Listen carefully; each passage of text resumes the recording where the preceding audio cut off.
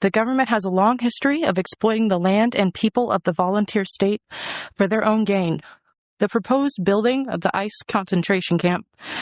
detention center, is just a new example of the abuse that the South is expected to take.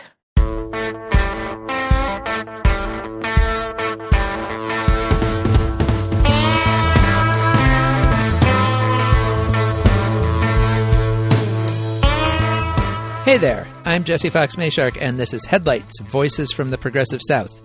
Headlights is a production of the Progressive South, a nonprofit media platform dedicated to amplifying progressive voices and values across the southern United States. Voices like Charity Tyler of Tullahoma, Tennessee, who we heard up top. Tyler was one of dozens of alarmed residents who turned out last month to speak forcefully at a Wilson County Commission meeting against a giant immigration detention center that was reportedly being considered for the area. The politics of that controversy, which eventually included intervention by Tennessee Senator and gubernatorial candidate Marsha Blackburn, revealed a lot about how the Trump administration's mass deportation and detention program is being received on the ground. Which is to say, not well, even in some very red states and counties. We'll dig into that uproar and hear more voices from that meeting coming up. Also, in our Arts and Culture segment, we'll look at an exhibit in Atlanta of works by a legendary Kentucky photographer. But first, the news roundup. And the news this week is all about elections. There were several notable primary contests across the South last week, and they offered some interesting insights about the 2026 electorate on both the left and right. As always, you can find links to sources and coverage in the show notes. We'll take a look specifically at some elections in Arkansas, North Carolina, and to start us off, in Texas. The big ticket races were the Republican and Democratic primaries for the U.S. Senate seat, currently held by Senator John Cornyn. And big ticket is a literal phrase here. At a combined $122 million across both parties, it was the most expensive Senate primary in history. Most of that money was spent on the Republican side, where Cornyn, who has held the seat since 2002, faced a strong challenge from scandal-plagued and pugilistic State Attorney General Ken Paxton. So strong that the race isn't even over yet. Cornyn won about 42% of the primary vote, with 41% going to Paxton, and 13% going to Houston Congressman Wesley Hunt, who effectively played spoiler and stopped either of the top two candidates from winning more than 50%. That means Cornyn and Paxton are headed for a runoff in May. Republican intramural fights have become somewhat hard to categorize in the MAGA age because they're often not along familiar lines of more moderate establishment candidates versus what we used to call conservative firebrands. There are precious few moderates of any kind left in Republican leadership, particularly in the South. They are mostly varieties of conservative and reactionary.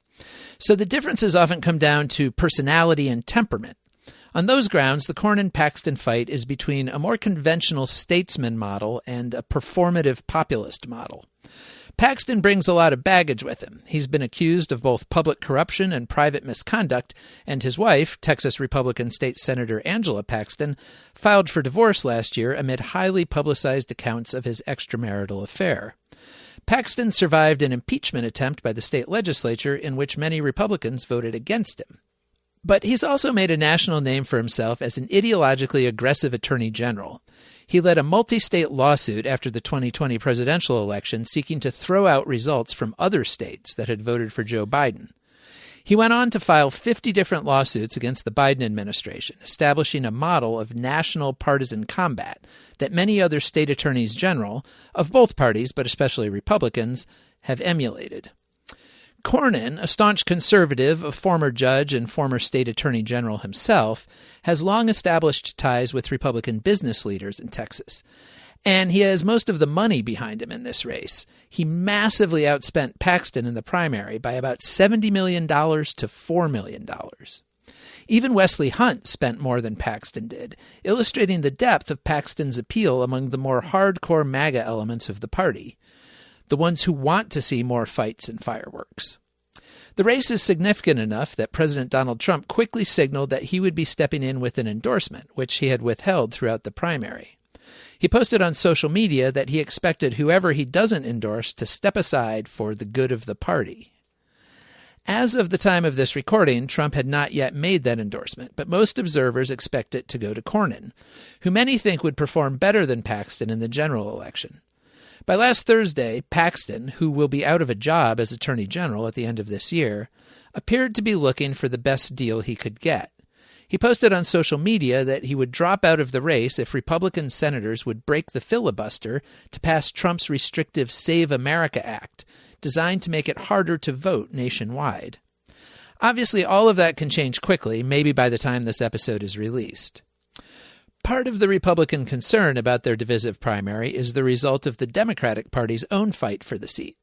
In a high-profile race that drew national attention and buzz, State Representative James Tallarico defeated Congresswoman Jasmine Crockett by a 6-point margin. It's not just that Tallarico is the candidate that many Republicans fear has the most statewide appeal. It was the number of voters who turned out for the race that raised their eyebrows. The Cornyn-Paxton contest was hard-fought and highly visible. It drew just over 2.1 million Republican voters. The Democratic primary drew about 150,000 more, suggesting a highly motivated party base. Tallarico and Crockett have both been touted as fresh Democratic faces in recent years, generating viral video moments in their respective seats and showing facility with social media. They also represent two different models, with Tallarico evincing a kind of high-minded earnestness grounded in his Christian faith, and Crockett a sharp-tongued, take-no-prisoners rhetorical style. There was also the matter of race and gender, of course. Tallarico is white and male, Crockett black and female. Crockett performed best in her hometown of Dallas and in Houston, and in East Texas more generally, which collectively account for the bulk of Texas's black population. Tallarico did better in more white and Latino areas, including Austin, where he lives, and San Antonio, as well as South and West Texas. There were not huge ideological differences between Crockett and Tallarico, although for all her framing of herself as a maverick, Crockett was, if anything, the more establishment-minded of the two. She was a strong ally of Biden and defended his decision to remain in the 2024 presidential contest as long as he did. She's also been a supporter of Israel, although she was at pains in the primary to separate support for the Israeli people from support of the Netanyahu government and its war in Gaza. Regardless, the conventional wisdom in the state, and certainly among its Republican leadership, is that Tallarico is a stronger statewide candidate than Crockett, especially if Crockett's voters follow her lead in rallying behind his candidacy. Still, as much attention as Tallarico has attracted, and as divided as the Texas Republican Party appears to be, the path back to statewide office for Democrats in Texas remains rocky. As Texas Monthly political reporter Christopher Hooks put it in a New York Times opinion column last week, quote, "I think the conventional wisdom that Tallarico is a better general election candidate than Crockett is, for several reasons, absolutely correct. But he is still a very white candidate from a unique part of the state, and he doesn't necessarily have the communication skills and natural charisma of Beto O'Rourke, who had been a national celebrity for a year by this point of his race. So he's got a lot of work to do," unquote. Over in North Carolina last week, the story in the primaries was of anti-establishment and anti-incumbent backlash in both parties, but it took different forms. 3 Democratic state legislators who had attracted ire within their own party for voting with Republicans were all taken down by more progressive challengers. The most high-profile were 2 state representatives in Charlotte, the state's largest city and one of its bluest areas politically. State Representative Carla Cunningham, a conservative Democrat, has been in office since 2012 and has become increasingly at odds with the mainstream of her party, including backing a pro-immigration and customs enforcement bill last year. She was completely wiped out in the primary by progressive pastor and Bible scholar Rodney Sadler. Sadler took about 70% of the vote to just 22% for Cunningham. The picture wasn't much better for State Representative Nassif Majid. He crossed party lines last year to override a veto by Democratic Governor Josh Stein of a bill that declared there are only 2 genders and sexes in the state, male and female. Majid also joined Cunningham in overriding another Stein veto of a bill that eliminated carbon reduction goals for Duke Energy, the state's largest power provider. He lost his primary contest to Valeria Levy, a public health consultant, by another whopping margin, 69% to 26%. And in one of the Democrats' more rural seats, 82-year-old incumbent State Representative Shelley Willingham, who had, among other things, voted to allow private school teachers to go armed, lost by 8 points to Patricia Smith, a local minister. The overall picture was of an increasingly progressive Democratic electorate seeking to exercise discipline on their more centrist or conservative office holders. A few weeks ago, we talked about another interesting North Carolina race in the Raleigh-Chapel Hill area, where Democratic Congresswoman Valerie Foushee faced a strong challenge from the left in County Commissioner Nida Alam. Foushee has a generally progressive track record, but is something of an old-school Democrat. At 69 years old, she's been active in local politics for 30 years. She drew criticism from Alam and a coalition of progressive groups for her past support of Israel, from which she distanced herself during the campaign, and business interests including the AI industry. Alam first ran against Foushee 4 years ago and lost by 9 points. Last week's primary was much closer, with Foushee winning by just 1 percentage point. After conceding on Thursday, Alam still sounded something of a triumphant note, which no doubt reflected what many Democratic officials had already absorbed about the week's results. She posted, quote, "While we may not have won the race, the establishment should stay on watch. Our movement sounded the alarm for future Democratic primaries throughout this cycle," unquote. Meanwhile, North Carolina Republicans were also restive in their primaries, ousting at least 5 incumbents from state legislative seats. The most high-profile Republican primary, between state Senate leader Phil Berger and Rockingham County Sheriff Sam Page, remains undecided, with initial returns showing Page up by 2 votes. Most of the GOP ousters seemed driven not exactly by ideology, but by ongoing voter frustration with what they see as the establishment, even though the establishment in the state legislature is already very conservative. They raise the question of whether the reactionary nature of the MAGA movement, which has really only ever defined itself as a force of opposition, makes its voters inherently hard to please, even when they're in power. The last race I wanted to mention is in Arkansas. This wasn't a primary, it was yet another special election to fill a vacant seat, and it made the 9th straight special election across the country since Trump took office last year, in which voters flipped a seat from Republican to Democrat. Democratic candidate Alex Holliday's win in the 70th State House District outside Little Rock wasn't exactly surprising. He ran for the seat in 2024 and came within 2 points of beating Republican Carlton Wing. Wing, maybe sensing the way the district was shifting, it actually voted for Kamala Harris in the same election that he barely won, resigned to take a job running Arkansas PBS, which he was appointed to by Arkansas Governor Sarah Huckabee Sanders. That created the vacancy. Sanders actually tried to delay filling it until the end of the state legislative session, but Arkansas Democrats sued, and a judge ordered the election to go on the March 3rd ballot with the state's primary races. Holliday defeated Republican candidate Ben Renshaw by a solid 60-40 margin. It won't make much difference in the state House, where Republicans have an 80-19 supermajority, but it continues a trend that has Democrats feeling energized about the rest of this year's elections.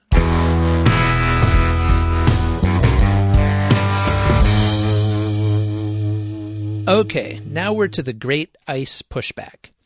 This is, in a way, a part 2 to last week's report about the private prison company CoreCivic and its profit-driven expansion of immigration detention under the Trump administration. As you may recall, CoreCivic's corporate leaders were bullish on the mass deportation and detention program being undertaken by ICE, with hopes of filling more than 10,000 more beds with imprisoned immigrants this year.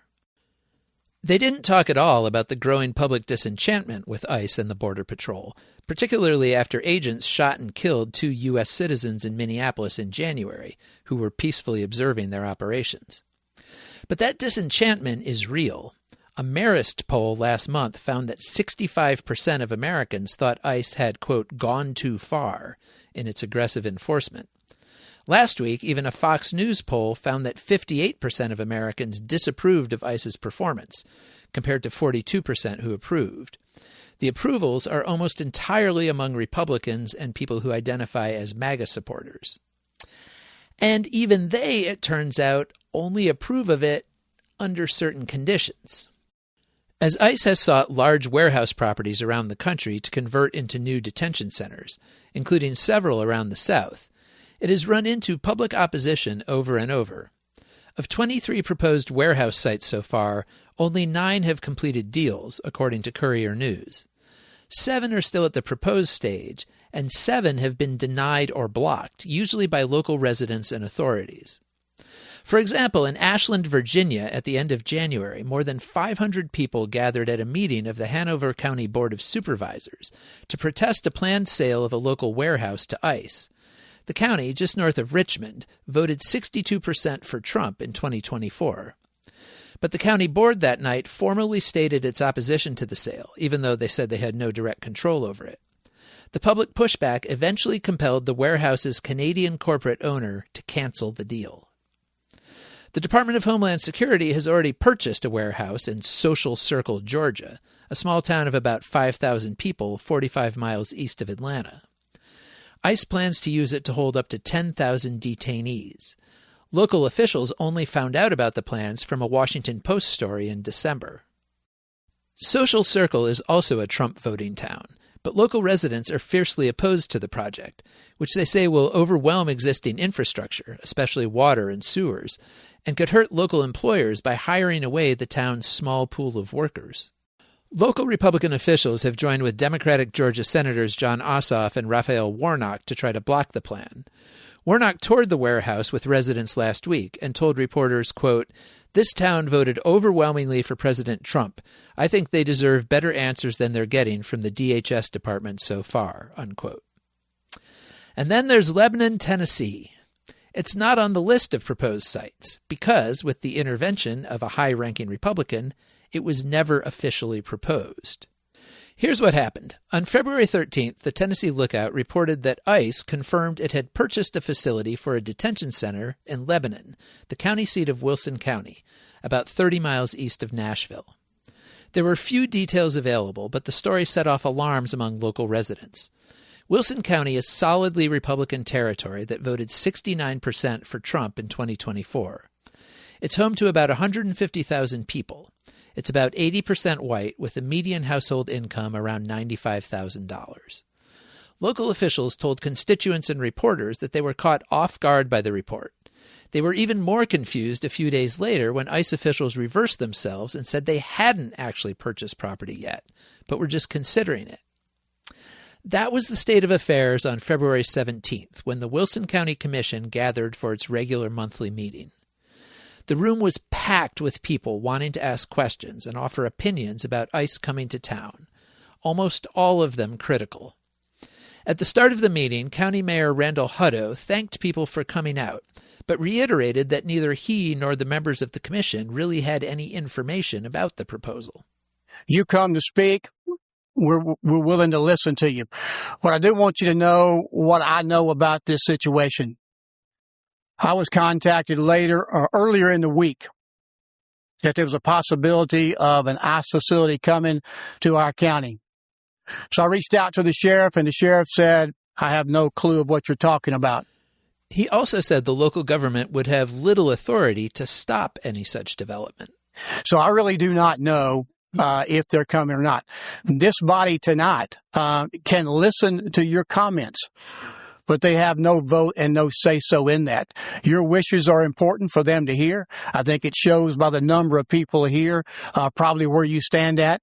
I will ask you to, if you don't mind, at some point move out in the hallway there because of the fire codes that I'm sure I'm probably going to hear from here in just a few minutes. The first of more than 40 speakers against the proposal was Paige Cook, a resident of Mount Juliet who's also a Democratic candidate for county commission this year, challenging Republican incumbent Bobby Franklin. She said local residents needed information about the size and impact of any new detention center. What contingency plan is underway to address potential impacts on roads, utilities, emergency services? Because once a facility like this is operational, the effects are no longer theoretical. Increased transportation needs, greater strain on fire, EMS, and healthcare systems, strain on our already struggling infrastructure that is paid for by local taxpayers. Even if the federal government operates the facility, the surrounding community absorbs many of the secondary impacts. Sabina Boer, a chemical engineering professor at nearby Tennessee Tech University, compared ICE detention centers to the ongoing struggles of the country's indigenous people. Boer is a Native American and a member of the National American Indian Movement. What we know is that there are an untold number of cases where people's Fourth Amendment rights have been violated in these facilities. Just as appalling are the conditions in these so-called detention centers. People are being denied their 14th Amendment constitutional rights to due process. They're not being provided with medical care or life-saving medications, and we absolutely cannot ignore the reports of physical and sexual abuse that are occurring at these facilities. Again, speaking as an Indigenous person, what is happening to communities that may have never experienced this type of injustice is not new to us. Indigenous people have been fighting this colonized system of oppression for hundreds of years. Lifelong Wilson County resident Jack Lowry told the mayor and county commissioners that he appreciated their work and believed that the county had made big strides in recent years. But he said a huge detention center would undermine those efforts. We are a wonderful place to make a home. We are a wonderful place to have a business. We are a wonderful place for a corporate company to come in and have manufacturing facilities, shipping facilities, and find good quality employees who will show up to work. A detention facility in our county would act as a poison pill. I trust that this county commission knows that, and that it will take the appropriate steps within the powers that it has to ensure that the world knows that we are not willing to support a detention facility in this county. Resident Natalie Flores of Lebanon likewise questioned the idea that a large detention center could be a meaningful force for economic development in the fast-growing county, and whether it resonated with the county's own vision for its future. We're hearing about projections of job growth and positive financial impact, but these claims are vague, they are generalized, and they're not accompanied by detailed local analysis. Economic development should strengthen a community's future. It should align with who we are and what we want to become. A detention facility does not do that. Then there was Charity Tyler, who we heard at the start of the episode. She drove to Lebanon from Tullahoma in another county 60 miles to the south. She said she felt compelled to speak up for the immigrant residents of her community, who she feared would be the kind of people rounded up and held at such a detention center. And my community knows that the government has a long history of exploiting the land and people of the volunteer state for their own gain. The proposed building of the ICE detention center, is just a new example of the abuse that the South is expected to take. The government has repeatedly sent our boys into battles with no regard for their welfare if they are lucky enough to come home. The government has cut VA and SNAP benefits with no regard for the veterans who rely on these systems in order to fund camps and agents that terrorize the American people. Resident Erin Moore took a more measured tone, saying that she supports the mission of ICE, but then offered a withering critique of its recent operations that suggested how much support the agency has lost from people inclined to back it. I absolutely believe in incarceration and deportation of violent foreign nationals. I support measures of border control to keep the residents of this country safe. We can have those things without endangering and disrupting the lives of U.S. residents. Immigration and Customs Enforcement has been guilty of assaulting, detaining, and violating the rights of U.S. citizens, migrant workers with valid work visas, and families seeking safety and opportunity through asylum. We do not need or want that level of violence or chaos in our communities. An Asian American woman named Taylor Eshe said for the first time in her life she was worried about her family members, who are all legal U.S. residents.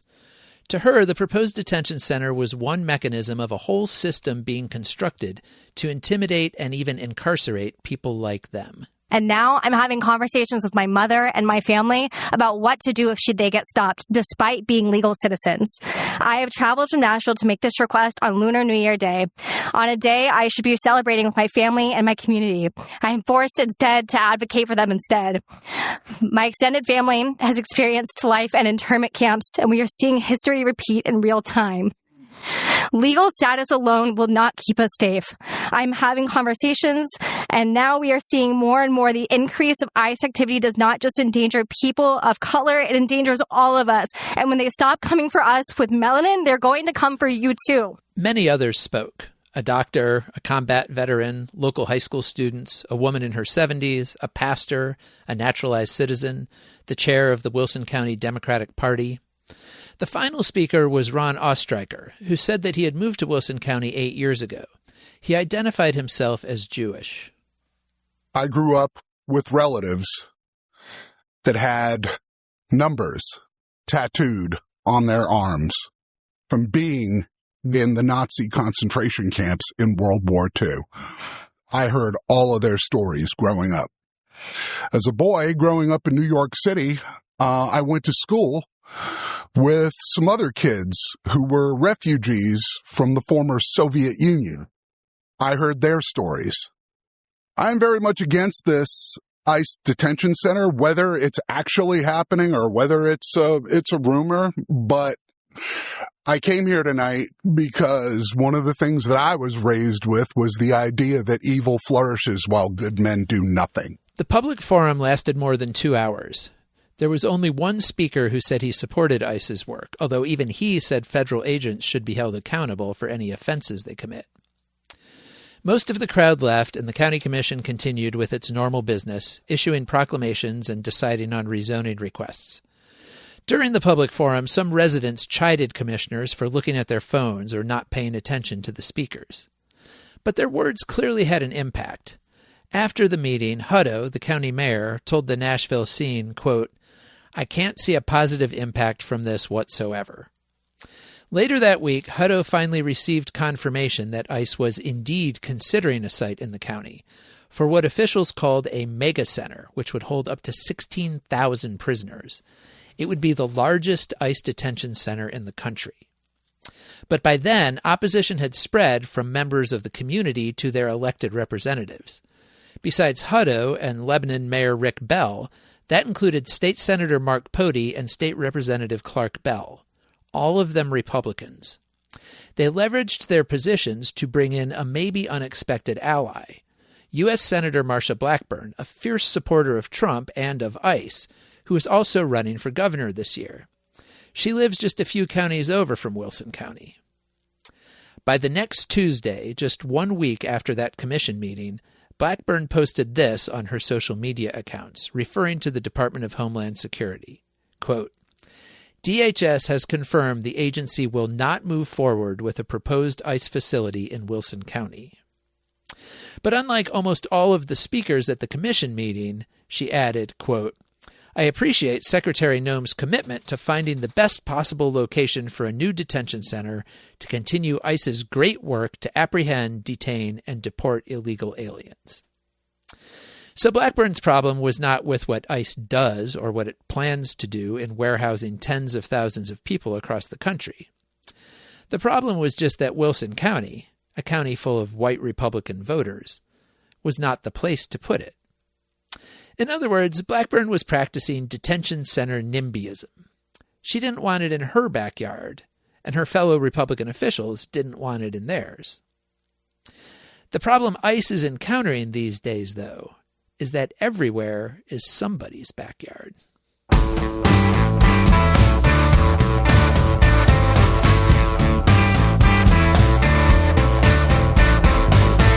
The photographer Ralph Eugene Meatyard did not particularly consider himself a Southern or regional artist, but we can claim him anyway.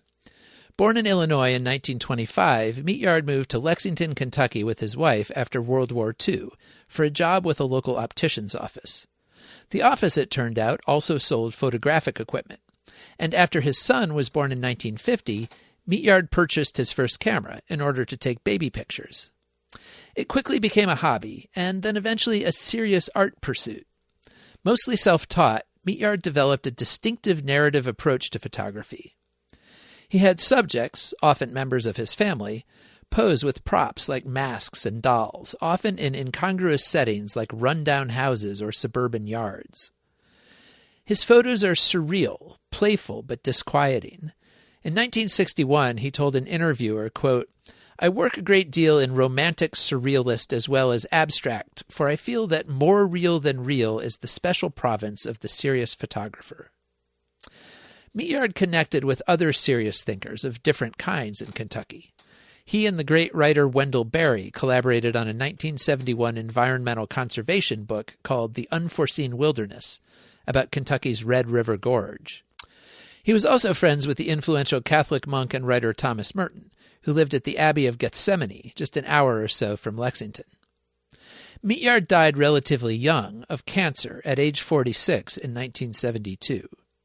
His reputation as a visionary photographer has only grown in the subsequent half-century. And for the next few months, you can see a collection of his work all in one place.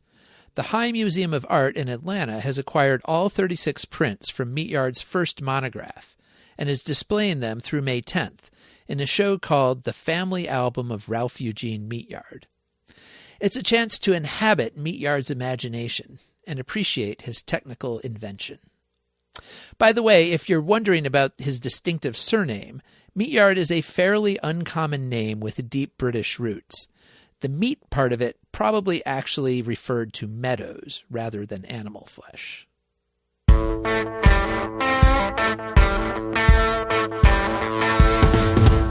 And that wraps us up for this week. Remember, the Progressive South is a nonprofit enterprise, and you can find information about supporting us on our website, theprogressivesouth.org.